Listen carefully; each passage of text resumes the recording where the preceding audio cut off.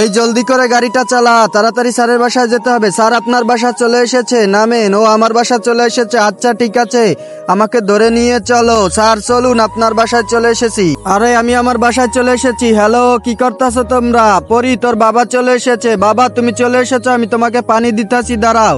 তাড়াতাড়ি বাবার জন্য পানি নিয়ে যাই। বাবা পানিটা নাও। আরে পানিটা তো পড়ে গেল। এই মেয়ে, তুই এটা কি করলি? যা এখান থেকে, বেদব মেয়ে কোথাকার, বাবাকে সম্মান দিতে পারোস না। আরে পরীকে মেরো না, এই আজকে তো তোকে মেরেই ফেলবো। এই দাঁড়াও, ওকে মেরো না। আরে এই কি হয়েছে, তোমরা আমার স্বামীকে মারতাছো কেন? ওকে আর মেরো না প্লিজ, ওকে ছেড়ে দাও। বন্ধুরা, এরপর কি হয়েছে সেটি দেখার আগে এই বক্সের ভিতর পৃথিবীর সবচেয়ে মূল্যবান জিনিস আছে। যদি আপনি দেখতে চান তাহলে লাইক সাবস্ক্রাইব করে দিবেন।